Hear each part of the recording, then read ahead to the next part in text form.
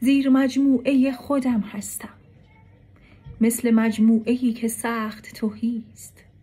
در سرم فکر کاشتن دارم، گرچه باغ من از درخت تهیست. عشق آهوی تیزپا شد و من ببر بی حرکت پتوهایم. خشمگین نیستم که تا امروز نرسیدم به آرزوهایم. نرسیدن رسیدن محض است، آبزی آب را نمی بیند. هر که در ماه زندگی بکند، رنگ مهتاب را نمی بیند.